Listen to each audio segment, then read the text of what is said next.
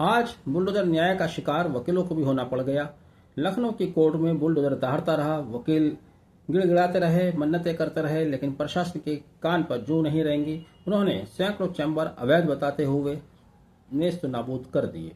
Chambers के अंदर वकीलों का सामान भी रखा हुआ था, फाइल रखी हुई थी क्लाइंट्स की, बहुत कीमती सामान था, किताबें थी, लेकिन उस सबको निकालने तक का समय नहीं दिया गया। ये प्रशासन की नाकामी है, ये सरकार की नाकामी है, सिस्टम की नाकामी है। जब आप एक वकील को सर्टिफिकेट ऑफ प्रैक्टिस देते हैं, प्रैक्टिस करने का अधिकार दे देते हैं, तो उसको कम से कम बैठने की जगह भी तो देनी चाहिए। आप उसको बैठने की जगह दे नहीं पाए, जो जगह उसको मिली सड़क किनारे वो बैठ गया।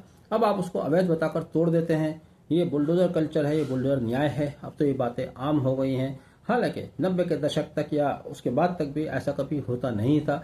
अगर कहीं पर अवैध जैसी कोई चीज हुआ करती थी तो सरकार उसको रेगुलराइज कर दिया करती थी। वो सरकारों के दिल में एक रहम हुआ करता था। लेकिन अब चूंकि बुलडोजर न्याय पनप चुका है और इसको पन पाने में कहीं ना कहीं हम भी जिम्मेदार हैं। जब कहीं वो बुलडोजर चलता है तो हम जश्न मनाते हैं या खामोश रहते हैं। हमारा वो जश्न मनाना या खामोश रहना आज हमारे ही ऊपर भारी पड़ रहा है।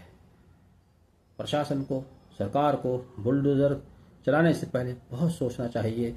इस बुलडोजर से बहुत से लोगों के घरों के रोजगार छिन जाते हैं। घरों के अंदर बच्चे हैं, उनके स्कूलिंग का खर्चा कहाँ से आएगा, उनके इलाज के लिए पैसा कहाँ से आएगा जब उनका प्रधान ही बेरोजगार हो जाएगा। बुलडोजर चलाने से पहले सरकारों को, प्रशासन को, हाई कोर्ट को सोचना चाहिए। ये बेरहमी किसी भी सभ्य समाज में स्वीकार्य नहीं है। अगर आप बुलडोजर चला रहे हैं, बुलडोजर चलाने से पहले उनको ऑल्टरनेटिव कोई जगह दीजिए, उनकी व्यवस्था कीजिए।